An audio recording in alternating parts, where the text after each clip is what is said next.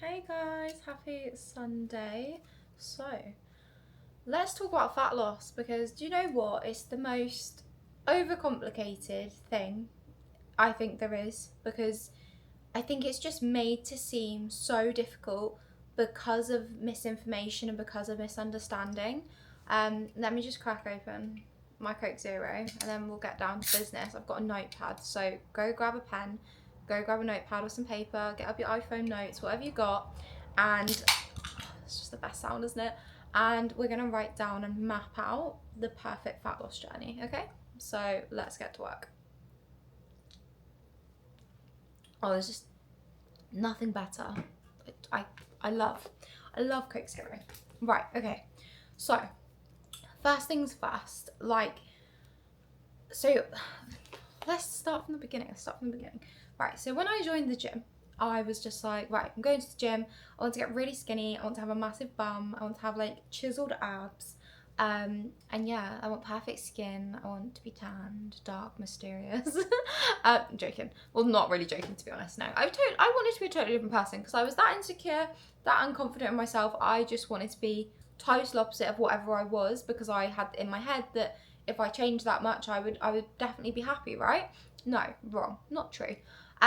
So yeah, I spent like a good, I don't know, year, maybe even year and a half at the gym, just totally clueless, doing all the wrong things, which I've spoke about in my previous video about the mistakes I made in my fitness journey. So anyway, fast forward, I basically started to realize that I did get really like slim and like I did have abs and my glutes weren't crazy massive because obviously I was constantly like barely eating and over exercising, so I didn't achieve massive glutes at that time. But I realised very quickly that actually I didn't feel that great myself and I wasn't very confident in that body. So I was a bit confused because I was like, well, I always thought, skinny would be happy, but skinny did not equal happy. So if you are in that place at the moment and that's all you're aiming for, I promise there's so much more fulfilling and satisfying parts of working out and being, in the gym than just trying to shrink yourself. So definitely have a little rethink about your goals because I regret massively wasting all that time trying to be something that was actually really unhealthy and also didn't even make me happy. So what was the point?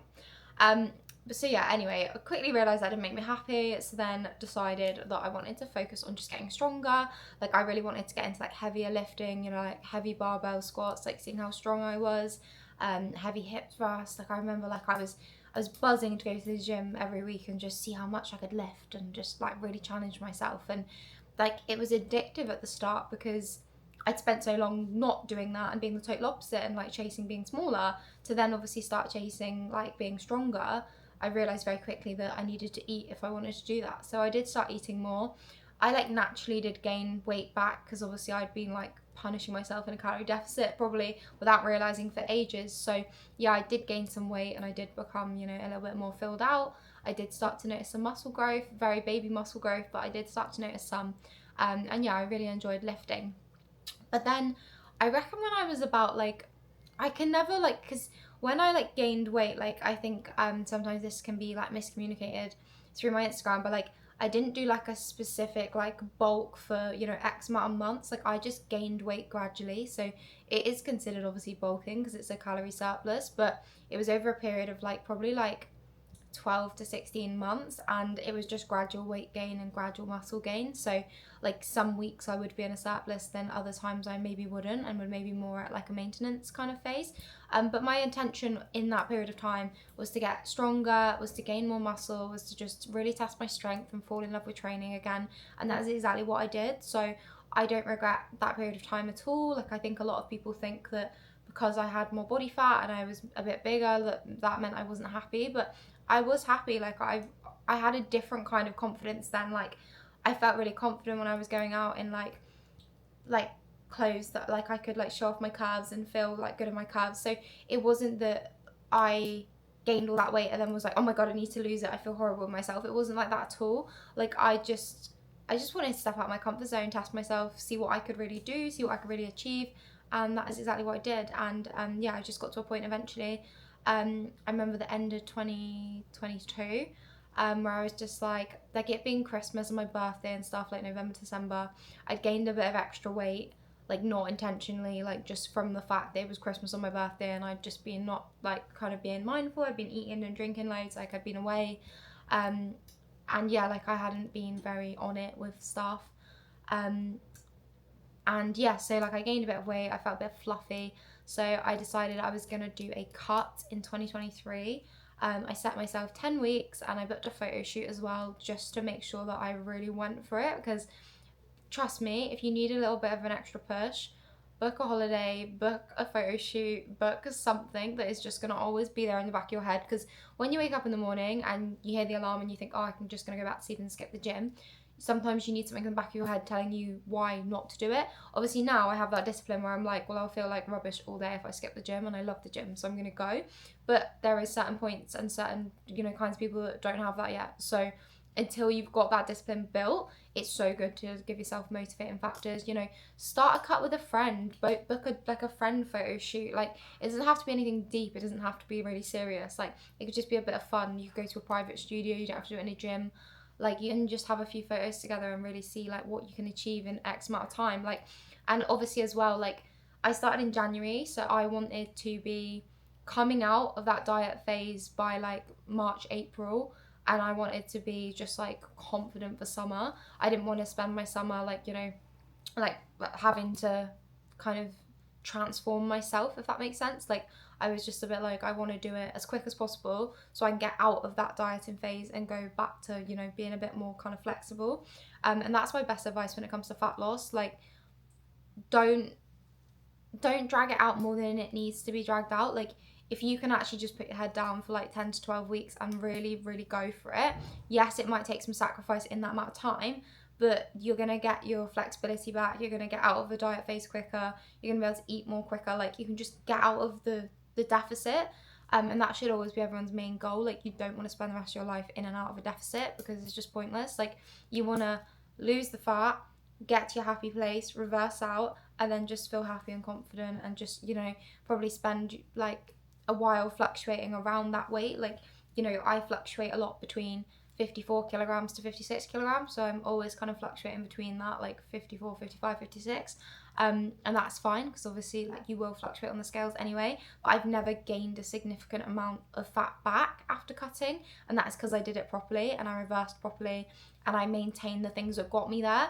So that's what we're going to map out now and talk about, and just like how I did it, because I lost 7 kilograms in that 10 weeks, which is pretty crazy. Like, that's a lot. It's not an unhealthy amount though. Like, I didn't do it in an unhealthy way. Like, I was still going out with friends, I was still eating like a really good amount of food. I preferred to increase my expenditure rather than drop my calories really low, because I would rather get up early and get shit done than be sat there at like 2 p.m. thinking, oh, I can't even have anything extra to eat today because I haven't got many calories left. Like, I would rather sacrifice an hour in bed and move my body more and be able to eat more during the day. But that's just me. Some people don't feel like that, and some people would rather just eat less and kind of manage it like that. But that's where it comes down to your own personal journey, and that is why copying someone else doesn't work. So I'm going to give you like the foundations, and then you can kind of edit it to your lifestyle and your goals. So let's get into it. Right, so first things first, get your notepad, get your pen or your phone, whatever you're doing it on, and let's set a time frame. Because, like, for example, with my coaching clients, I do set time frame packages. So, because otherwise, if someone signs up for a month, they're going to be disappointed because you're not going to achieve anything life-changing in a month. And if someone signs up just indefinitely and doesn't really know, how long they might be there, how long like things are, then that might demotivate them to kind of just be like, oh well, we'll just take it easy. Like, there's no kind of time frame on this. Like, a lot of my clients do sign up for a package and then obviously extend, because either they want to continue their journey or they want to switch kind of their goal to, maybe they've done a diet phase with me initially for 4 months and then they want to reverse and maybe go into a small surplus. So, that does happen often, but I do like to have time frames on things just because it breaks up the journey and it puts a little bit more motivation in there, I think. So yeah, we need to pick a time frame. So I'm gonna pretend that this is me so that you can obviously have a bit of inspiration on what I'm kind of like planning out. But you can obviously do it, that you might have different time frame, different goals. So for example, what we're now, we're halfway through April, aren't we? So to May, to June, July, I'm going to say 12 weeks to take me to July. So say I was starting now, so I'm going to say my time frame is 12 weeks. So obviously that means for 12 weeks I'm going to try and be in a deficit. So what I'm probably going to do is I'm going to work out my maintenance calories. Like, I know my maintenance calories anyway, so if you don't know yours, you can go onto Google and just find a calorie calculator. The James Smith one is really good. I like that one. I think that's quite reliable. So yeah, go on there and work out your calories and put, like, obviously you need to decide if you are trying to lose weight, whether you want mild weight loss or like a bit, I can't remember what they put it. They put mild weight loss, or I don't know what the other, moderate weight loss, maybe something like that. So yeah, you need to decide whether you want to go into like more of a deficit or you want to start in a smaller deficit and then increase. So what I normally do is I would go into a 300 calorie deficit. So my maintenance calories are 2,200 roughly now, which is absolutely buzzing for someone who's 5'2". Like, props to me for reverse dieting properly, because my maintenance calories never used to be over 2,000, so I was buzzing with that, and it gives me so much more flexibility. Like, I can eat so much more during the day, and like after dinner and stuff, I never don't have a snack. Like, if I want one, I will have it. And I like that. I like the flexibility that gives me, and that is because I've done this whole process properly. So my maintenance calories have gone up, and it's so nice being able to eat more. Also, bear in mind, I am very active. Like, I work out, I go to the gym like minimum 4 times a week, sometimes 5. I do a set amount of cardio every week, and that's just because I like it, not because I have to. And I do an average of 12k steps a day, so I normally do 84k steps a week. But that's just my choice. And also, just bear in mind, I'm very lucky. I do work from home. I have a walking pad, so a lot of the time I do get my steps in pretty easily. But like, that doesn't mean that's not achievable without one. Like, I could just go outside more, which I will in the summer. Like, in the summer I'll get loads of my steps in just outside. Like, I probably won't use my walking pad very much, but it's nice to have. So if you do have space for one, I can't recommend it enough. It just like eliminates the maybe, like, oh, I might get my steps done today, or oh, I don't think I have time to go for a walk. Like, I can jump on the walking pad, and Travis uses it as well. Like, if he comes home from work and he hasn't hit his steps, he'll go on the walking pad for 20 minutes and watch YouTube, like, whilst I'm cooking dinner or something, and like, that just will tick off his steps. So just having it there just literally means you can't turn around and say that you couldn't get your steps in that day. So in that January where I started my cut, I bought that walking pad, and I've had it ever since. So it's like 15 months strong, 15, 16 months strong now, which is incredible.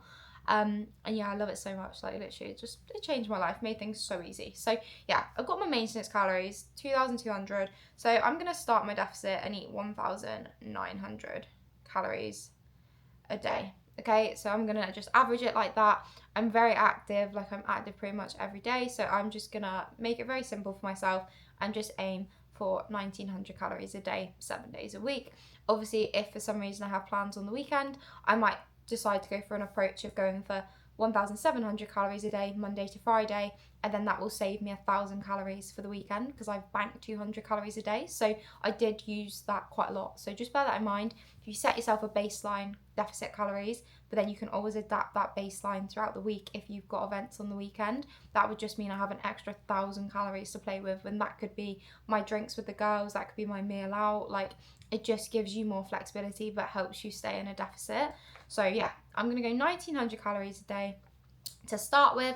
And then training, what we train in, obviously some of us train at the gym, some of us train at home, some of us just run, go outside, some of us do boxing, karate, like, so many different forms of activity. So pick what you enjoy. Don't just copy me, because I'm going to write down, obviously I'm going to go to the gym, that is just my livelihood, that is what I love.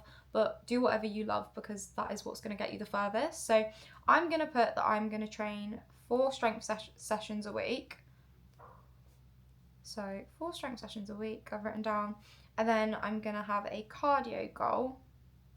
And I like to do my cardio goals in like a total. So instead of saying like I have to do like 20 minutes, instead I'm going to say I have to do 80 minutes a week, and however I choose to do that is fine. So I might do 10 minutes after my 4 strength sessions, and then go on an extra day and just do another 40 minutes to like tick it all off. So when I did my cut, I started with 80 minutes a week of cardio. So I'm going to go with that again, because it worked. So I'm going to do 80 minutes a week of cardio. which is perfect. And obviously when you work out your calories on the calculator, you'll have to put in like how active you are, how many times a week you're working out to kind of get your average. So bear that in mind. You probably need to decide that before calculating your calories, but if you're doing this all at the same time, you're going to know how many times you can realistically work out a week. So yeah, I'm going to do 4 strength sessions and 80 minutes cardio a week. How I choose to do that is up to me. I might do 20 minutes post session if I've got time and do that 4 times a week and not have to go extra, or I might split it up a different way. But as long as I'm hitting my weekly totals, then I don't really care, as long as it works. So yeah, step goal, again, like probably just to keep it simple, I'm going to put 70k a week, which is obviously 10k a day, but you can do whatever works for you. So just bear in mind, obviously, the more active you are, the bigger the amount of calories you can eat and still be in a deficit. But if it's one of those things where it's like, I literally don't have time to do 10k steps a day, then just make it easy for yourself and do 6, 7, 8k steps a day and just work from there, and just adjust your kind of calories to suit, because you don't have to be doing loads. Like, as I said, I'm just lucky that I work from home and have a walking pad, so it's, you know, it's pretty easy for me. But if your situation is not like that, then don't be afraid to adjust. You don't have to do 10k steps a day. It's just a number that for some reason got chucked out there one day. But to me, it feels like a very nice amount of movement. Like if I do 10k steps, I'm like, yeah, that was a really nice amount of time on my feet. So yeah. So okay, we've got our time frame, we've got our calorie deficit, we've got our strength training, our cardio goal, our step goal. All my step. This is all mine. Obviously your plan might vary, but this is what I'm gonna go for.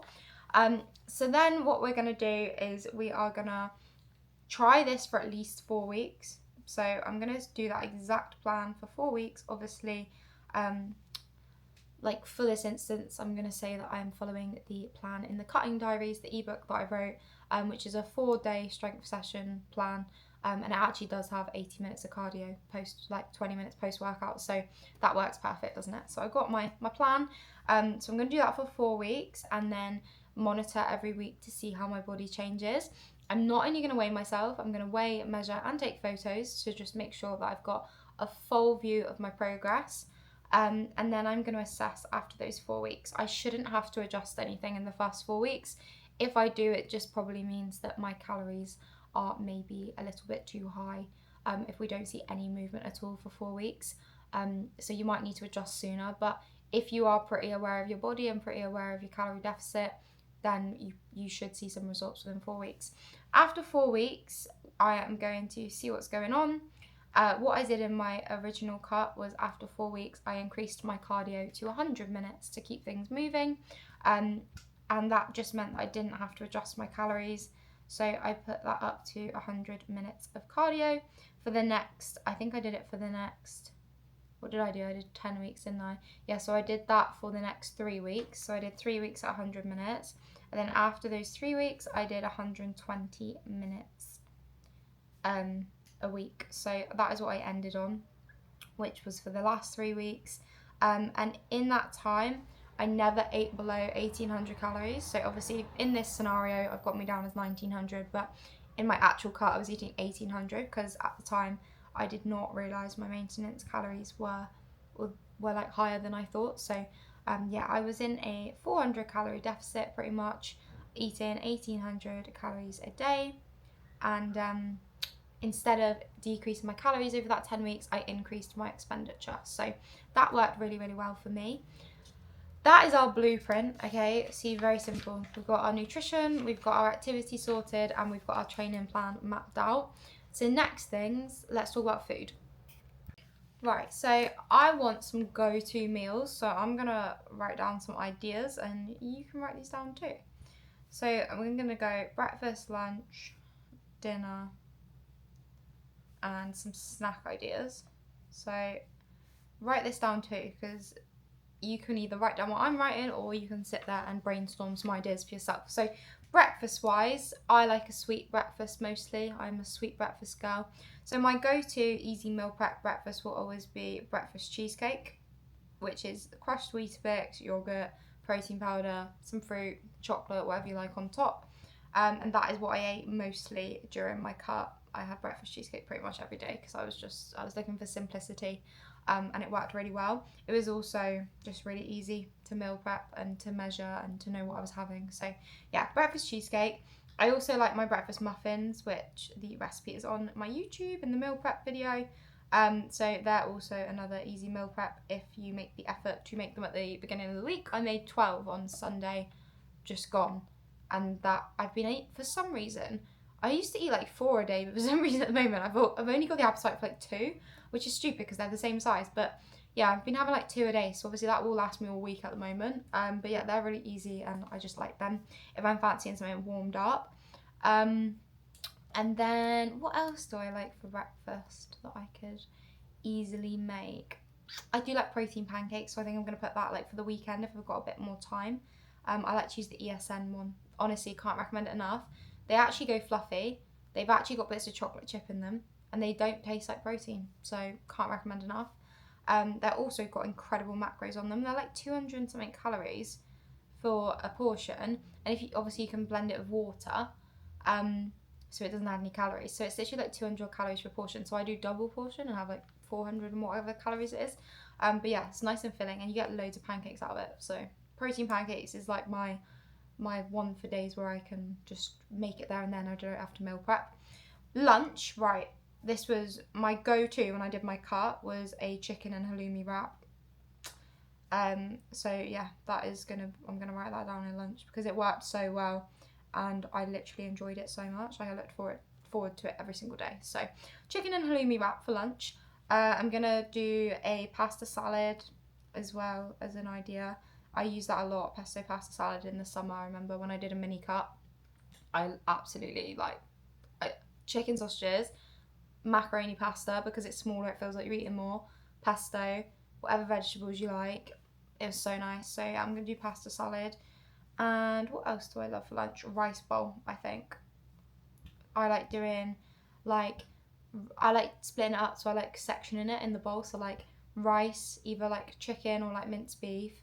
All the vegetables I like doing them cold. Like, I don't know why, don't ask. Just like chopped up peppers, cucumber, stuff like that, mange too. And then a little bit of cheddar cheese and a bit of mayonnaise. Oh, rice bowl, 10 out of 10. So easy to track as well, so can't go wrong. So good for macros. Dinner, what were my go-to dinners in my cut? I made stir fries a lot. Stir fry, again, so easy to meal prep, so easy to track, so easy to have a lot of food for not loads of calories. And yeah, stir fry, 10 out of 10. Can't recommend that enough. I made my famous mac and cheese a lot, so I'm going to put that, which was using the Eat Lean cheese. That's on my meal prep with me video as well, I'm pretty sure. Or my meal ideas video. I don't know, it's in one of my YouTube videos, the mac and cheese. It's in the caption as well, so you'll be able to see what video it is. And also I loved making my Fakeaway Five Guys burgers in my deficit. At the time I was using the Aldi skinny burgers because they're only 120 calories per burger, so I could literally make a double cheeseburger for really, really good calories. But we now use Muscle Food burgers, and they are a bit better quality. So I only actually use one burger, I don't need two. And they're only 160 calories, so I'm literally saving calories. So yeah, and they're much better quality, and they've got more flavour to them. So highly recommend them. But yeah, my Fakeaway Five Guys, definitely. Snacks, I'm going to put yogurt bowls because I literally love yogurt bowls. Skyer strawberry yogurt, 10 out of 10. You can pack it up with fruit, like I used to use like a little crushed up meringue. They're only like 12 calories, but they're really sweet, and obviously they just add that bit of sweetness. So yeah, yogurt bowls, definitely. What else did I have? Baby Bells, love. Baby Bell Lights are like 41 calories or something, and 5 grams protein, which I know isn't incredible in terms of protein, but it's 5 grams protein from eating a bit of cheese. And if you heat your Baby Bell up, air fry your Baby Bells, okay, for like 2 minutes. Unreal. It's so nice. It's like, I feel like I'm eating like mozzarella sticks from like a restaurant, like, but without the breaded bit. Like, it's so nice. So I'm gonna put Baby Bells because I love them, and then I'm gonna put fruit because I love fruit, like watermelon. That was always a go-to. And I'm also gonna put ESN almond coconut bar because they are my fave. So I've got here I've got 3 go-to breakfasts, 3 go-to lunch, 3 go-to dinners, and 4 go-to snacks, and I can just rotate all of them. I am a creature of habit, so I will eat the same breakfast all week, and like that does not faze me. Like, I enjoy it the same every single day. So I am like that. However, I know some people really do thrive off variation. So do whatever works for you. But yeah, write down everything that I've just said, but for yourself, and just trust me. Like, just keep showing up. Just keep doing it. Keep showing up every day. Tick the boxes, and just remind yourself that it doesn't have to be stupidly complicated. You can just do the basics and it will work. But yeah, I really hope this has been helpful. I just wanted to break it down really simply, because I think a lot of people, I get a lot of messages about like cutting and like losing fat and stuff, and everyone's like, I really want to do it, but I just don't know how. And I get that, because it is massively overcomplicated online. And it seems like it has to be really stupidly boring, and like you can't eat anything you like, but that's just a lot of misinformation and just a lot of uneducated people trying to, like, the problem is, right, is that, so you've got many different people in the industry, but you've got a lot of people who just want to get their clients as shredded as possible, so the transformation looks absolutely like jaw dropping, so they get more clients. But what you don't see in that transformation is the sacrifices that that client will have had to make to get that shredded. So they will have had to cut foods out, they will have had to do a stupid amount of exercise every day, they won't be sustaining that progress because they won't be able to live like it. But all that coach will have cared about is just getting that transformation. Like, it's like an in and out thing, and that is the problem with it. So all it takes is one person to see a transformation like that, sign up, have an experience like that where they're restricted and can't eat anything they actually like, and then they tell their friends about it, and then suddenly, you know, it's a domino effect, and everyone thinks that fat loss is this miserable thing where you can only eat like literally like broccoli and chicken, when it's just not. So definitely just, you know, don't listen to everything you see out there. Don't listen to all your friends that have had, you know, a horrible coach. Like, it doesn't have to be like that. All my clients literally eat their favorite foods. Like, if they sign up and say they like nachos, they'll have nachos on their plan. Like, it doesn't have to be restrictive. But, you know, just tracking your food and making sure that you're aware of what you're eating every day does make it a lot easier. You don't have to track to lose body fat, but it bloody helps. Like, it takes out the guesswork again. Like, you could spend 10 weeks, you know, not tracking, just hoping you're in a deficit, to get to the end of the 10 weeks and realize you didn't make any changes because you were accidentally just eating maintenance instead. But because you didn't track, you didn't know. Whereas tracking just gives you that edge to know that you are going to see results. So do whatever works for you. Obviously everyone is so different, but like, if you're looking to get to a certain place in a certain time, tracking and just being more aware is definitely going to get you there quicker. But yeah, if you're still unsure, I can't recommend my e-guide, The Cutting Diaries, enough. Not just for the fact that it's educational and relatable, and it's got meals in it. Like, if you were listening to me doing that meal thing and you're thinking I can't think of any meals, then there is like 11 recipes, I think, in The Cutting Diaries. I think there's 11 recipes in The Cutting Diaries, all really calorie friendly. They've got the macros on there, like, so you know exactly what they are. So if you follow the recipe, you don't even need to track it. And The Cutting Diaries also has a calorie and macro calculator. So if you're unsure on any of those things and you want that reassurance, then you can use that. And there's also a community Facebook group, which is really nice because it just means that everyone can support each other and post their progress or post anything they're unsure of, and it's just really nice to have that. So if you're feeling a bit alone, then that is something I would highly recommend, especially if like you're not looking for a one-to-one coach. Like, obviously not everyone needs a coach, but it is nice to have a community and have, you know, something to follow and just some reassurance that you are doing it right. But yeah, I hope you have a lovely day. I will catch up with you soon. Hoping to get some house content on here at some point when the renovations and stuff are done. But yeah, have a lovely day.